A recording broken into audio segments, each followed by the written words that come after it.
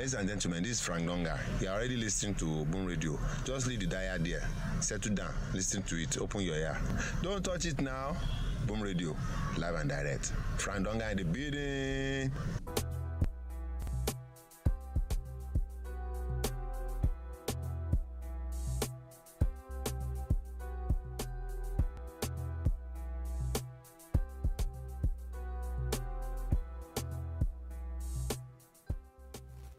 Good morning, good afternoon, good evening. My name is Dolupo, and I bid you a warm welcome to the bar today. It is Tuesday, and we're going to be continuing with the fun like we had yesterday. It promises to be very, very interesting, and it's going to be quite entertaining as well, as there are going to be a lot of things that we're going to be talking about today. First things first, this conversation about the tax reform bills is not ending anytime soon. At least it's safe to say that until the bill is passed or not passed, there will always still be conversations around it. So yeah, that is one of the major things that we're going to be talking about today. There are more updates on that. EFCC and its largest recovery ever.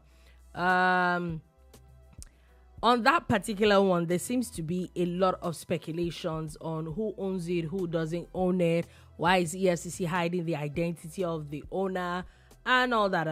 That we're going to be talking about. There are a few allegations over here. Yesterday we had talked about President Tinubu being on his way to South Africa. He is in South Africa now for the Nigeria-South Africa binational commission meeting. So that and a lot of other things that we're going to be talking about today. So sit back, relax, and enjoy today's show. My name is Dolupo. And with me in the studio today is Sola Rogers. Good morning, good afternoon, good evening. Welcome to the Boom Bar. My name is Sola Rogers, not Sola Rogers. I don't understand. Exactly. That's the plan. Confuse your enemies. Confuse your enemies. You are okay. I'm not even doing this with you. No, I'm not doing that with you. Anyway, we're going straight into it. So there's a lot of gist from the tax reform bill. So I think yesterday there was there was actually like a town hall meeting about this tax reform bills, and there's been a lot of back and forth. A lot of people seem to have a lot of things to say, and guess what? Mr. Peter Obi seems to have found his voice again. Okay. Yeah, his voice seemed to have gone away when it came to Mr. Simon Ekpa, but we'll get to that. Just wanted to put it out there, like, okay, seemed that he seemed to have gotten his voice back again. But anyway, he basically, I read the statement that he had put out, and he had talked about how that there needs to be changes in the country. However, there needs to be a robust conversation around it, and basically get everybody's buy-in. Before it is basically that the bill should not be pushed or should not be rushed. Sorry. Okay, that's it. Yeah. Okay, I thought you still had some kind of preamble and all of that. No. Well, that's not the first person to say it. It's not the first person that feels that the bill is being rushed. You would recall that the strongest proponent of this bill being scrapped or dropped or rejigged or whatever, Senator Undume had also questioned the pace at which the bill was going. Now, I wonder how and why anybody feels that delaying a bill makes it a better bill. If it has gone through all the processes from the first reading to the second reading to the public hearing, which is about to happen, then to its adoption or its being jettisoned or being, updated or edited before it's sent to the president for assent. I don't see why anybody should be concerned about the pace. Historically, there was a bill that was passed under President Shagari, that actually took less than 3 days. Historically, first reading, second reading, next morning, the house was done, the clerk sent it, president signed it. Do you understand? So we keep drawing parallels with a bill that took 20 years to pass. Imagine if the PIA, then known as the PIB, the Petroleum Industry Bill, became an act, had been passed 20 years ago when it was mooted. Do you understand? Look at the difference that would have happened in Nigeria's oil sector, upstream, downstream, whatever stream. Do you get? So why do people take pride in delaying such things? Now, there's something that I learned from Elon Musk recently, and he was talking about, you know, the new job he's going to have with this other American chap, and they're going to be in charge of government efficiency to cut down on cost and make sure that governance is done, you know, within a short time frame so that people can feel the result immediately. They have also set a timeline for their own job to end. And they've not even started. And they already said that by this day, in this year, we should be done with what we're doing. It's not an open-ended check, because government gave them appointment. If they decide to spend the whole 4 years with Donald Trump, nobody would say they haven't done well. Do you get? And these are the things that we should borrow from, because it's more of a private sector concept where things have to be done immediately because time is important. Now, again, can Nigerians actually afford to wait? I am glad that Mr. Peter Obi did not say that the bill should not be passed or that funny enough, tax reform. I don't know. He didn't say that. He's saying they should consult, which is a good thing. But I don't like when people now start saying that there is a rush. Nigeria's economy cannot afford to wait. If we look at this bill in its entirety, I have seen people who have shown me their level of maturity, and it is massive. It's actually a good thing. I've seen people who would never like Bola Tinubu. They can't stand him from here to there, but they're supporting this bill. Do you understand? They're campaigning for this bill to pass. It's almost now becoming some kind of us versus them, we versus. Yeah, you know, the one that even amazes me the most is the one that I don't know why governors and maybe a lot of politicians are not okay with the fact that there is a large chunk of people that are going to be exempted from a lot of taxes. And I think at this point, anything that will bring respite to the lesser privileged people in Nigeria, I think that's what people should be looking forward to. But I don't know. Dolupo, do you really think that all these governors you're talking about have actually read this bill and they've looked at that aspect? You know, the one that saddens me, the person that saddens me the most is Governor Zulum. Yeah, I still feel very hurt because I'm like, are you serious right now? I really respected the man. It's obvious there is an agenda. There's obvious an agenda. And they're not going to back down. So I saw his interview. I finally got to watch it, and of course I saw the gymnastics that he was performing, going back and forth, and everything back and forth here and there. The aspects of this bill excite me. Several aspects, and there are 4 bills. It's not one bill. You get the fact that companies that earn under 50 million will be exempted. Isn't that a beautiful thing? What are we talking about here? It's safe to say. You know what this bill will do? It will make more people pay taxes. You know why? The self-assessment aspect of it, you could actually look at where you fall into, even if you're not a government worker, and you can actually go and say, you know what? Let me get my TIN, let me get this, and let me pay. I see more people willingly paying taxes now, seeing that it looks like we have an idea what we want to do with it. Yeah, it's just really really hurtful. Anyway, Bishop Matthew Kukah, who is pretty much a very controversial public speaker, has actually now also said that it's safe to say that this tax reform bills will end the financial recklessness of elites. So I think he has an idea what he's saying. Do you understand? Because the so-called elites that he's referring to in this context are people that don't actually pay their taxes, and they have a lot of money to throw around because the taxation system has been lax, and it's always been like, only people who work for government and some who work for private enterprises. Even the private enterprises, if government looks closely at them, they will find some sharp practices. I can't say more than that. I suspect that there are some sharp practices, that the ones that even pay, there's some magic that they are doing, some hocus pocus, you know. But if government steps up again, this is a welcome development. This is something, a lot of people have called it a game changer. Yeah. You know, and this is good. Senator Yakubu Dogara had a few things to say yesterday, throwing a few jabs at people. Oh, yeah. Hey, the people are behaving like content creators. Oh, yeah.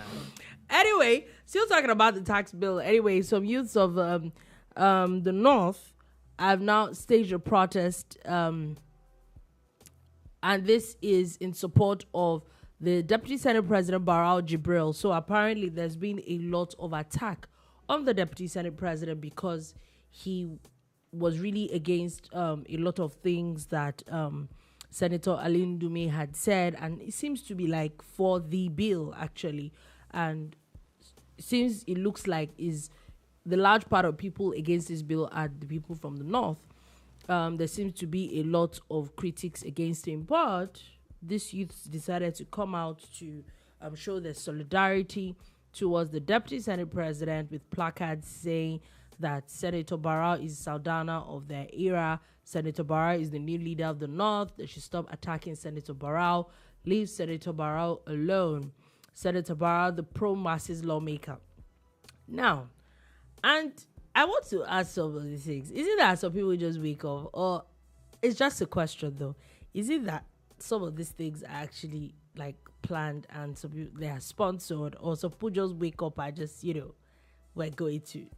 I think it's a little bit of both. You cannot rule out the fact that some of these things are orchestrated and some of them are actually spontaneous. And again, some are even instigated by their supporters that even the principal might not know about, just to say, you know what, we need to sway attention, a different way and get you some kind of support. But whatever it is, you cannot discountenance people, because it's the same way when people come through and they are protesting, it's the same way people can come and support too. It's something that we should realize, that it also shows how topical the whole bill, the whole matter is, and nobody should be talked down. People who do not support the bill should not be looked at as bad people. It's just that they actually don't like it or they don't get it. But the problem, or they don't care. The problem with this kind of conversation, and I think is for me is with everything, is that the problem is not liking it or not liking it. My problem is, if you are going to not like something, there has to be, I've not seen one person, I'm sorry, maybe people need to, maybe I've not done enough research. I have not seen one person that has not liked this bill, that has come up with a very intelligent argument why this bill should not be passed. Do you understand? It seems like a lot of sentiment. Somebody that did not read the bill, a lot of people that I have seen not want this bill.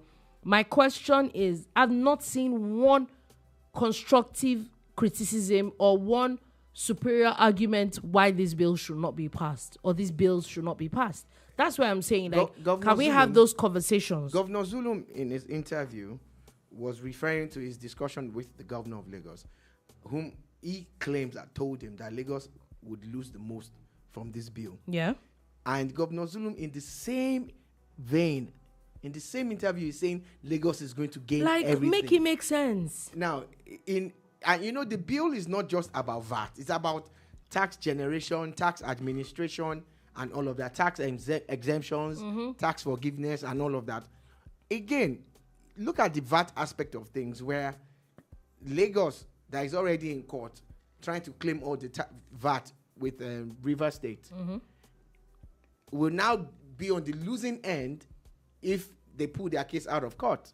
Do you understand? Because what they might get from court, if they had won, they will not get it from this bill. They won't get everything from this bill. The same Lagos and Rivers and Abuja, or maybe Lagos and Rivers and those kind of places where they are privileged to have the headquarters of some of these businesses, will now lose some of that VAT to the other states. And it's not even some, most. You get, because now it's going to be consumption based. Some aspect of it will be consumption based. And I don't see why you are angry that a telecoms company, for instance, will pay VAT through, different aspects of their business, because they are spread across the nation. Again, this bill is talking about no taxes on rent, no taxes on health, equipment and medicine. Do you understand my point? And then these are things that will affect Nigerians directly and very quickly. Do you understand? And I'm like, make it make sense. That's it for me. Like, I don't have a problem with being against it. Just give us a superior argument. Yeah. But there's not been any. There hasn't been any. In fighting against it, they've actually gone far. There's a video of a cleric, a northern cleric, who was speaking in Hausa, but it was transcribed by a couple of people who speak Hausa, where he was talking about how if you have, say, for instance, 10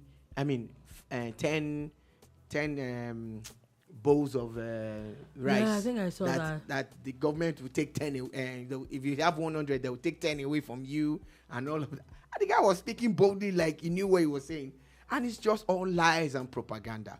I think a lot of people are so stuck in the past and in the ages where things were just the way they were and nobody thought about it. Do you know that some of these laws are as old as Nigeria herself? Yeah, some of these laws are way older, way older. So how long do we want to do? A tax review bill should even be something that's very periodic. Yeah. It's not something that should be decades after and they are still arguing about if they should go ahead or not and how it's anti-north. And most of the northern elites who understand it have spoken and they've said they know that this bill is not anti-north. It is something that if you allow it work, everybody will benefit. Finally, we're talking equity and people are equity. The problem is, I will still keep saying is that expose a lot of lazy governors. Yes, I think that's basically what that definitely is going to do. Have they forgotten that their allocations are not tied only to this VAT and?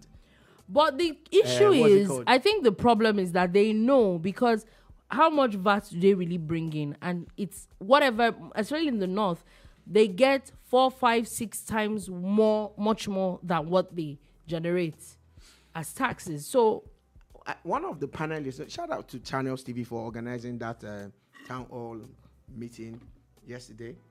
One of the panelists, who is actually from the north, was actually charging the governors. Lagos, how much rice paddy does Lagos grow? Virtually none. No.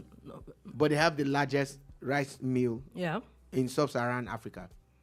What does that tell you? Lagos will process rice and put VAT on it if they want, because it's processed and they can even afford to export. Yeah. Do you understand? But you're just going to grow the paddy. You grow the paddy and sell downstream. Just sell it down. Do you understand? These are the real issues. Yeah, the real issues. When are they going to wake up? Look, do you know how much we lose from not the processing from the tomato glut every year? Yeah. Because they can't store them. They've not improved their technology to store them. They can't process They're tomatoes. not processing well. And they end up allowing those things to rot. Do you understand? Look at in Ekiti State now, the government is also an off-taker. They buy agricultural produce to store in Ekiti.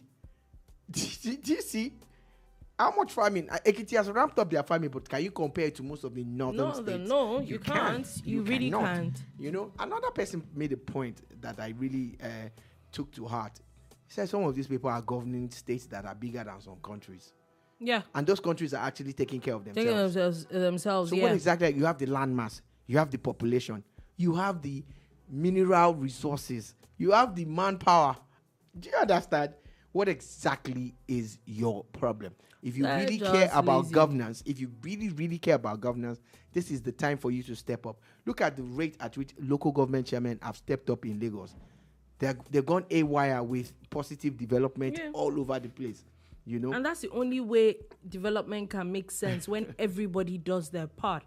Anyway, moving on from that, let's move on from the issue of the tax issues, and let's go to the EFCC. So yesterday, that news broke that EFCC had now acquired 53 units of duplexes in Abuja and some other apartments. And this is supposed to be the largest recovery ever. Now, it's a final for future. So basically, it's not going anywhere anytime soon. So the estate in Abuja is measuring about 150,500 square meters, containing 553 units of duplexes and other apartments. Nobody seems to be having that conversation about and other apartments. You know, the instant I saw this story break yesterday, the EFCC had tweeted it on their handle.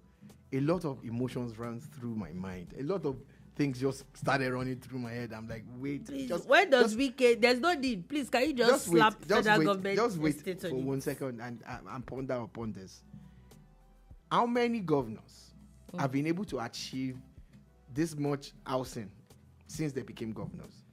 In one particular location, building as the federal government built such. Yes, they have. In Abuja alone. They're doing that a lot. No, I'm not saying they don't. I say in Abuja alone, no, yes. Not just Abuja. Yes, they are doing a lot. Almost 800. Okay. Yeah, so 753 in one location. 753 units of houses and apartments. 700 by one individual. And other apartments. Don't be saying. Let's be factual.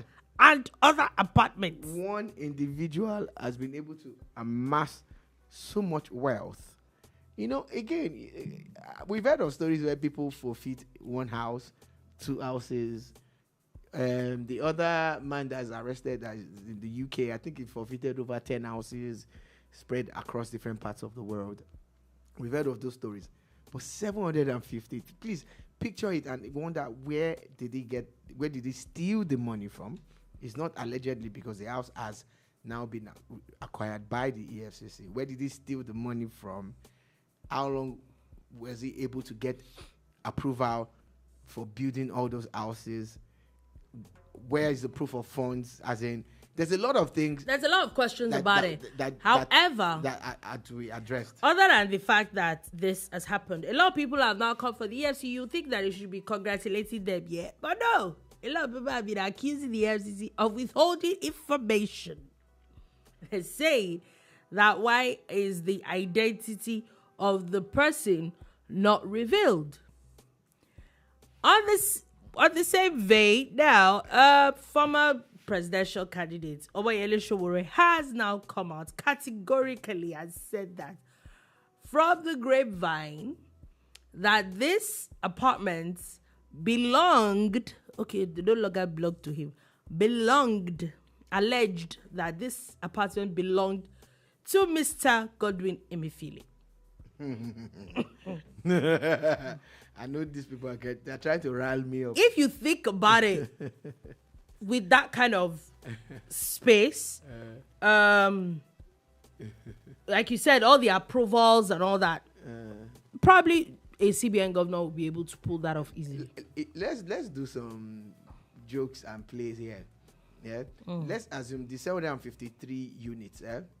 Let's say it costs 10 million to build each. How much is that, please? 10 million to build each one. We know it's more than that. How much is that? Just about 75 billion.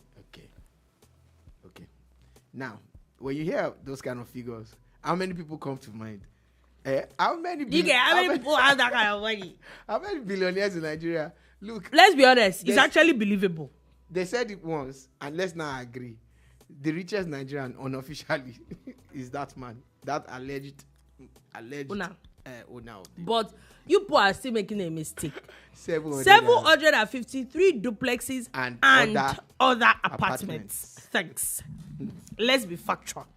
And other apartments. So going by Sahara Reporters, I saw that headline from them, and now that you have quoted Sowore, of course he owns Sahara. Apparently, according to the report from the EFCC and even the courts, what it said is former top brass. What does that mean? Yeah, but again, why are they hiding somebody's identity? You have obtained judgment. It's obvious the person is guilty of it. So why are you hiding it? What's that? These are the things that government establishments do. You know, in 1 minute they do something commendable, and that very instant they do something to make annoying. Yeah. Why are you? Let's have a conversation. Let's be very honest. You don't even have to like Omoyele Showore or anybody, but the honest truth is, why are you hiding the person? It's obvious that whoever did this, and for you to get final feature from the court, the person is a criminal. It means that the person got the monies to build those things by dubious means, by fraudulent means. That's why you were able to get such a judgment. So why are you hiding the identity of a criminal? 700 and it's an entire city, man. You know, because okay, think about it. Yeah. The estate where you live in. Yeah, that's what I was about to say now. Are there now. 750 houses there? Yeah, I think so. Around that. Yeah. So it's like a whole city. It's a city. It's a whole city. A city. Because if you do the calculations, you do the math, and you have maybe an average of about 20 to 30 houses per street. Do you understand? Like there's 15 on this side and 15 on this. That's 30 houses. Or you want to expand it and say 40 houses per street. How many streets is that? 753 duplexes. Exactly. And other apartments. That's about 20-something streets, depending on the length of the street and the houses. So people's estates are not. I can categorically say the estate where this our office is not even up to half of it. That's a city. That's an entire city. It's a city. It's a city. And Gotham City. One man sat down. Oh yeah. And he was able to do this right under Abuja City. Everybody's noses. Please, how big is the old Abuja? You know, the funny thing is that I was having a conversation. So I was having a conversation with my family members yesterday evening about this, and my cousin, who's an architect, said it's funny enough that if you are in the building industry, that is very common in Abuja. No, Abuja is like a ghost town. He said he almost got that he didn't take a particular job because he was supposed to redesign an estate with over 300 buildings in it, and the worst part, there was not one single human being that lived in that place. Yeah.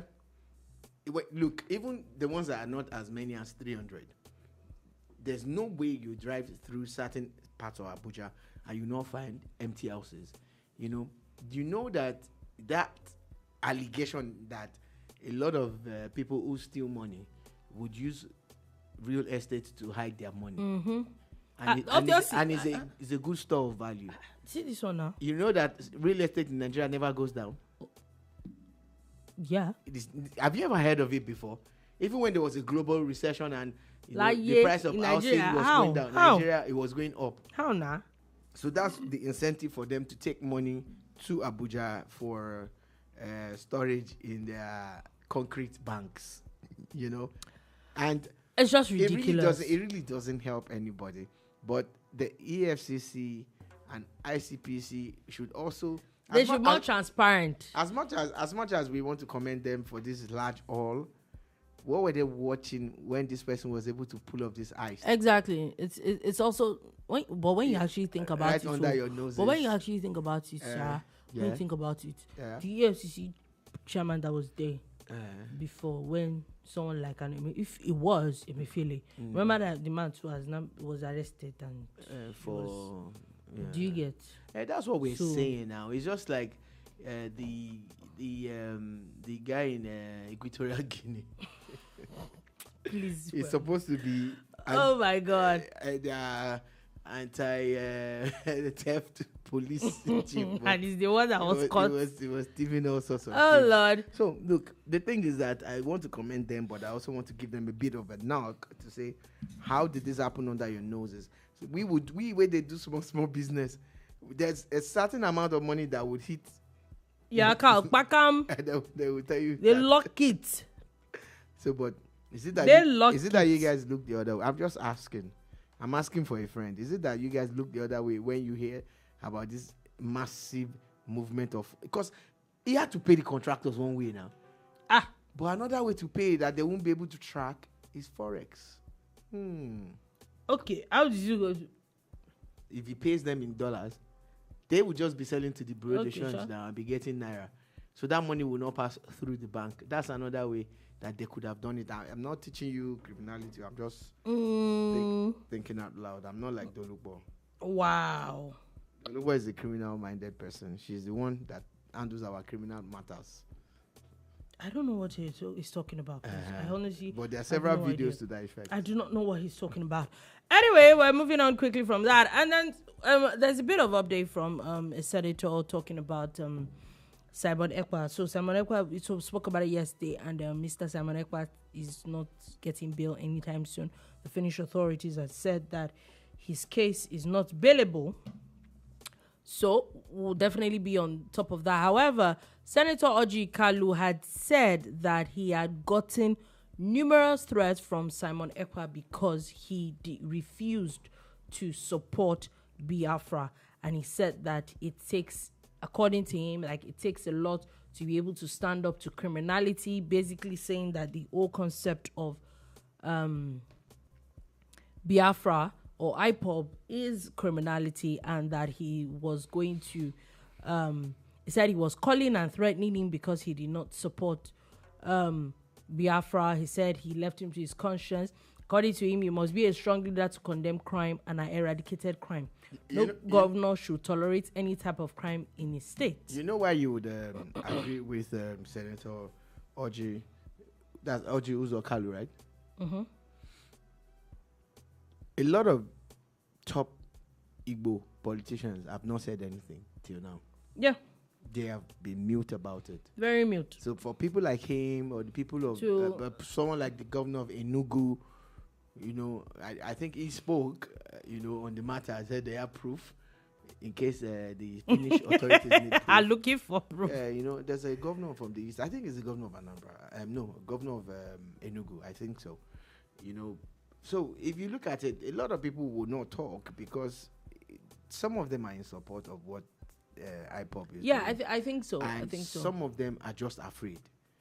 Either way, they shall keep quiet. It's not working. However, is in detention, and a Finnish court has now set May 2025 as deadline for prosecutors to file charges. Okay, so they have all this time to gather all the evidence that they need. And there's more happening under their very noses there in their country where people are now that are associated to Ekpa some have gone people ahead to declare a USB. Supposed to. I was wondering why USB? Why not flash drive? You're a wicked human being. CD-ROM. You're a wicked human being. It's USB now that they declared. Please, let's go. Before we leave the issue of the National Assembly, a court has now nullified the suspension of Rivers Lawmaker from the PDP. Okay. So, the PDP had suspended Awaji Inombek Abiente from the party. Anyway, the Rivers State High Court has declared null and void the purported suspension of the federal lawmaker. You see what they talk.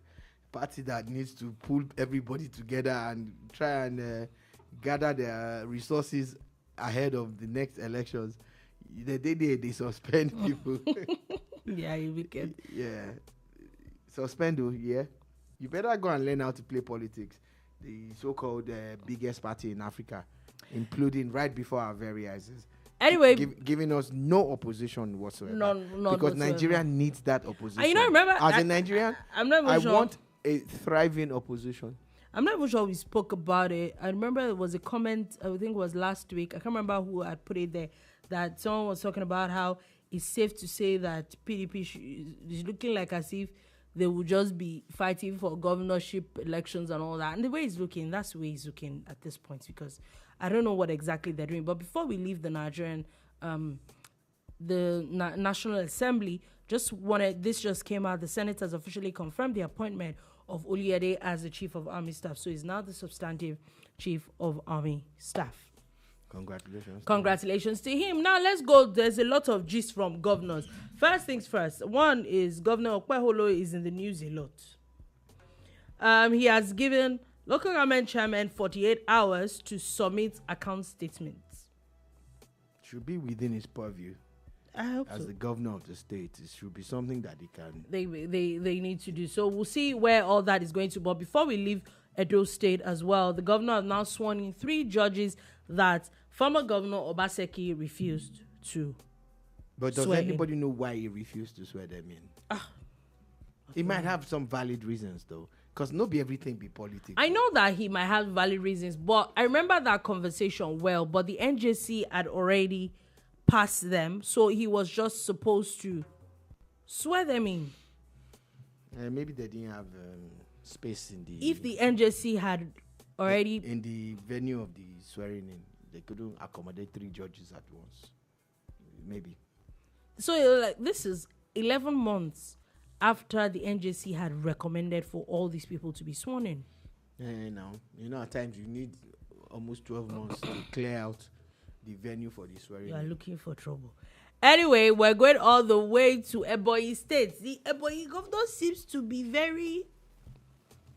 known for suspension these days, because this is now the 4th commissioner that has now been suspended, this time indefinitely. 2 people have been suspended. One person has been suspended for 3 months. 3 others now have been suspended indefinitely.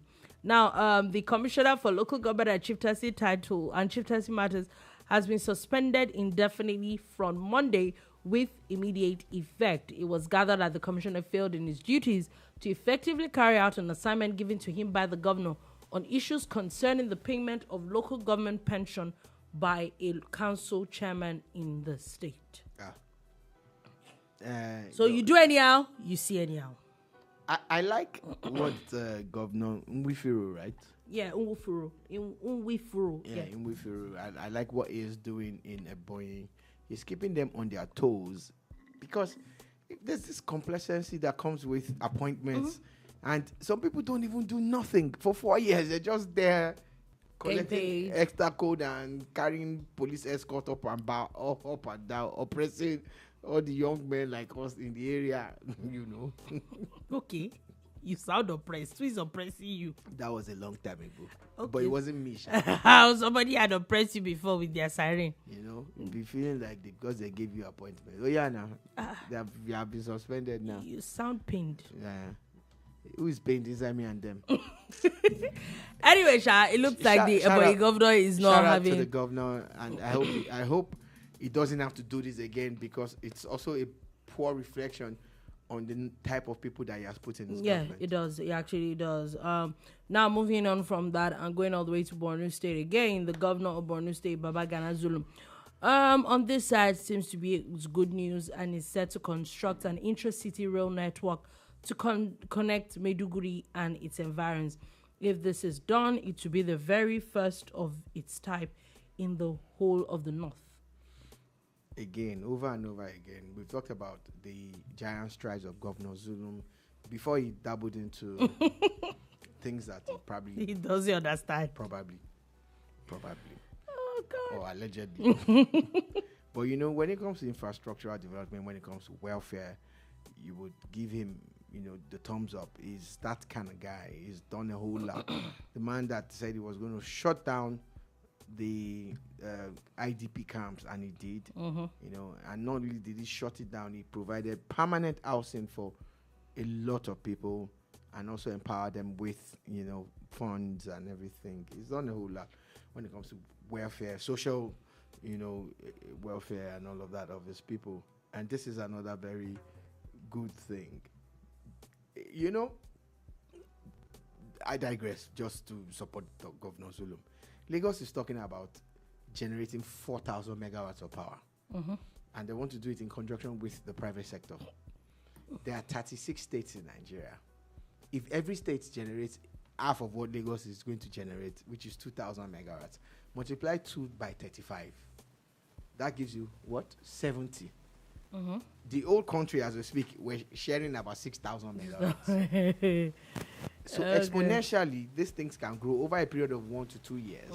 We can solve Nigeria's power problems if all the governors, all of them, had the verve and the drive. And it's the same thing with the metro that Governor Zulum is planning. Imagine if he connects his own metro to the state next to it, and this governor from there picks it and runs it through the length and breadth of his own state. In no time, we would have that ring road of rails, that ring rail system where, you know, you don't even need to get on the roads anymore. And, you know, we all know how safe, you know, rail transport is, how effective it is, and all of that. Okay, so we'll now basically see what all that is. Also, Governor Zulum, just want to put it out there, had approved 730 million naira scholarships for 26,888 indigent students from that are in schools in different states of the country. Now, let's move away from that, and let's go to the issue of the minimum wage. So, the NLC had talked about how they were giving all states till December 1st to implement the minimum wage. First, the news this morning was yesterday Zamfara NLC was going to go on strike. However, they had suspended their planned strike. But the state government has said that they're not going to start paying 70,000 naira until March of 2025. Any particular reasons why? They don't have the money. In Zamfara State? Yes. Zamfara State will pay 30,000. Let's even start from there. I'm just saying. Because remember this conversation happened where it was... This is a new dispensation. This is a new governor. There's a new president that has increased the state allocations. And let's just assume that they don't know how to generate IGR. Yeah. Abi? What a shame. And you should look for a way to pay his people, I beg. So Nigeria has moved past that. They have just signed some... 70,000 is minimum indeed now. Yeah, it is minimum. That's the honest truth. Now, Labour has now decided to strike in 4 different states, and the states are in Abuja, Nasarawa, Kaduna, and Ebonyi, saying that they're going on a 1-week warning strike over the non-implementation of minimum wage. So Ebonyi is also on that list. Yes. So Ebonyi that is suspending everybody. Yes. Is it those people that is suspended that have refused to pay? However, in Ebonyi, the governor has responded by announcing a 72-hour ultimatum for workers to resume or face dismissal. That guy want to sack everybody. And he has said that the government had already approved 75,000 and they're working on the implementation, and they've already started implementing. So anybody, but Uncle, the demolition man in Kano has calmed down. You are now the sacking man. You are the sacking governor. You can sack anybody. Sacking governor. You go and sack yourself too. You can sack and sack. Shout out to people in Ebonyi.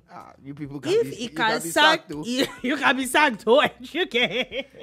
Your governor can just pick up now and say he's sacking 3 local governments. He's not joking. And he's attaching them to a neighboring state. He's not joking. I just wanted to put it out there. My governor. Don't sack us. Also, Kaduna State that... Can we be sacked by the Ebonyi governor? I don't know. We're not on his payroll, Abi. Kaduna State also said that they already started implementation, but that these things take a bit of time. What's the bot there? Your neighbor, if you want to break out, does he use bot? You just go there and break. The same thing with FCT, but FCT minister is obviously anything. If you like, go. FCT that's another person that can sack you. FCT have money now. I think that the thing is that some of the states have not actually started. They don't started paying it. But I like Zamfara. They have come out to say is FCT not federal? Yeah, FCT is. So shouldn't that be paid by the federal government and not the ministry? No, I think they paid the FCT. They're paid by the FCT. Why? It's not by the federal. Is it not a They're ministry? not federal workers. Is it not a ministry? They're not federal ministry of the Abuja. Oh Lord of mercy! Is it not a ministry? Leave me alone. Anyway, we're moving on from that quickly. As NAFDAC has now uncovered an illegal alcoholic drinks production site in Lagos Island. Am I not shocked? You guys saw it and I was like, okay, you just realized. You know the way the place is set like a shop, but behind it is all sorts of things like, Look, I just want to advise people now, those of you who like drinking alcohol, import it by yourself, be sure of the source, or don't drink again. please. They could say that alcohol is not very good for us. So please, Coco because just, at this rate, the kind of things that people are your hard-earned money in these Tinubu times to buy what you think you want to enjoy. You know what they say is Olowo for Wala, Olowo for Raku or something like honestly, that. It's so rampant it's now. It's very dangerous. Last week, another factory was uncovered. It's very, very dangerous. Drinks worth millions and billions of naira were uncovered there.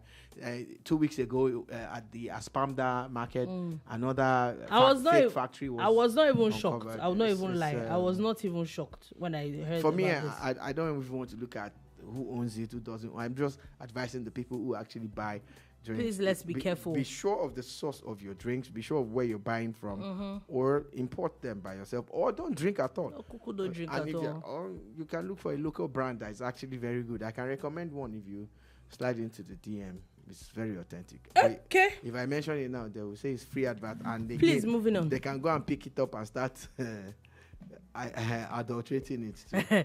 Anyway, moving on from that, it's sad news as the mother of late Sylvester Oromoni, and I know that even at the bar we had talked about this, the boy that died at Dowen College about 2 years ago was said to have died from sustaining injuries from bullying. His mom actually passed away. That's a very sad story. Very sad story. Remember how she was in the news with his dad when, of course, the story broke about the young man's death a couple of months ago. And since then, I'm sure the family must be going through it, and this is another very sad one. Our thoughts and prayers are with them at a time like this. Yeah, it's very, very sad. Now, quickly, before we go, let's do a bit of sports story. Chelsea's Cole Palmer has been named the 2024 Men's Player of the Year at the Football Supporters Association Awards. Just imagine if Man City had kept this guy. This guy probably would help their lives. Congratulations to him, though. Anyway, there's a bit of issue that is happening at the English in the English football or the Premier League that happened over the weekend. So apparently, players or captains of the teams were asked for some level of inclusivity, solidarity kind of thing. They were supposed to wear the LGBTQ flag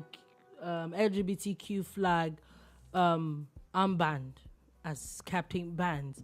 However, 2 captains decided to defy these things.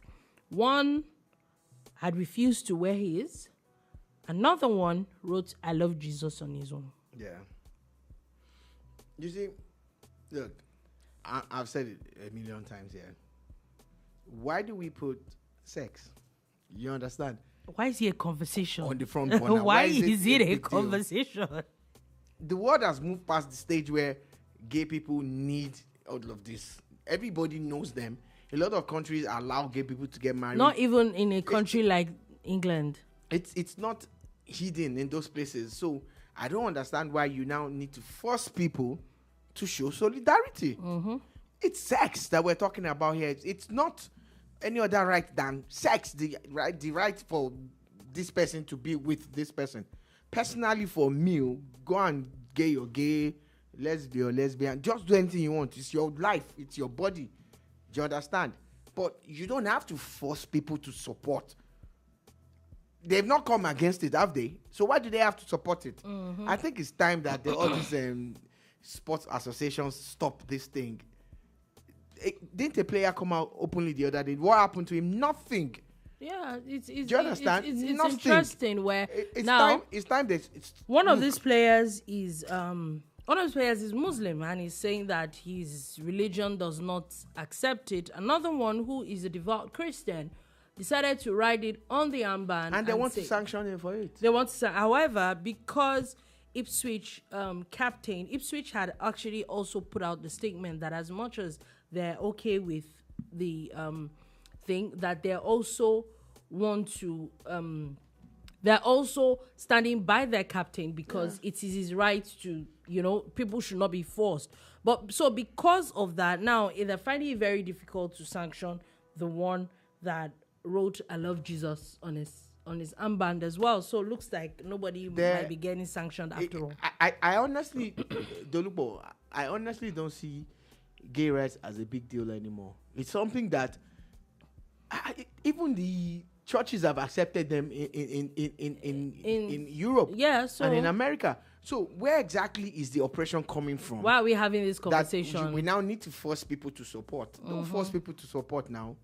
Let's respect everybody's religion and everybody's views. Yeah. Everybody should be able to choose whatever it is they want. Do what you want. It's your body, man. It's your life. Anyway, moving on from that, still talking about so the third round of the FA Cup was released yesterday. Very interesting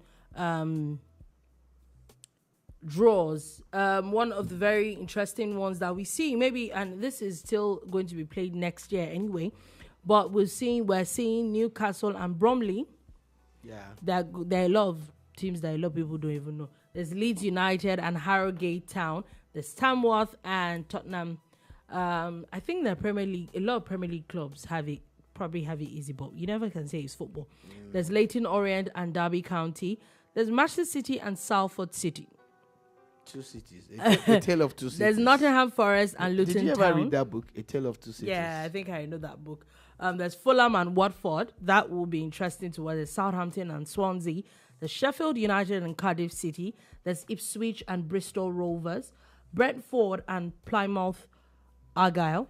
There's Aston Villa and West Ham. That is one that would be very interesting. There's Bristol City and Wolves.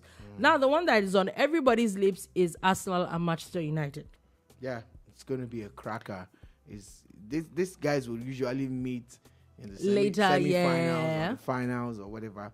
Funny thing is they're playing tomorrow, the same guys. The same people are playing tomorrow as well. So we'll see what happens with that. Also, Chelsea and Morecambe will be playing that. Leicester City and QPR, Crystal Palace and Stockport, Hull City and Doncaster, Bournemouth and West Brom, Wycombe and Portsmouth, Norwich City and Brighton. That's another very interesting one. Everton and Peterborough, Coventry and Sheffield Wednesday, Mansfield Town and Wigan Athletic, Millwall and Dagenham Red, Preston and Charlton, Reading and Burnley, Exeter City and Oxford United, Sunderland and Stoke City, Middlesbrough and Blackburn Rovers. I've not heard that in a while. Birmingham and Lincoln City and Liverpool and Accrington Stanley. Yeah, and people have been going on about that game. Which one? The Liverpool Accrington Stanley. Oh, really? Yeah, but we don't have time. Move on. Anyway, quickly before we go. Now, interestingly, Nigerian artists Rama Thames and Ira Star have now also made the Rolling Stones 2024 Album of the Year list. Congratulations to them. The Rolling Stones is no mean feat. It's a big deal. It is a big deal. I'm happy that virtually on a regular now. Nigerian artists and African artists are getting that recognition. It is definitely. And finally, before we go, Kerry Washington gets her own Hollywood Walk of Fame star. Yeah, I saw it yesterday. So excited. What's it called now? She also was, and it's good to see people get recognized for what they do. Funny how the Walk of Fame has now become some kind of a massive deal. I hope I like how Americans can create something out of nothing, and I think they've done over 2,000 plus stars now. But every year, there's always one, and Kerry is one of the people that got it this year. Congratulations. It's definitely is huge, big deal. And on that note, that is all we'll be able to take today on The Bar. Thank you for listening. Thank you so much for watching. We'll be back again tomorrow at 3 p.m. West African time to give you another wonderful edition of The Boom Bar. Do have a beautiful day ahead.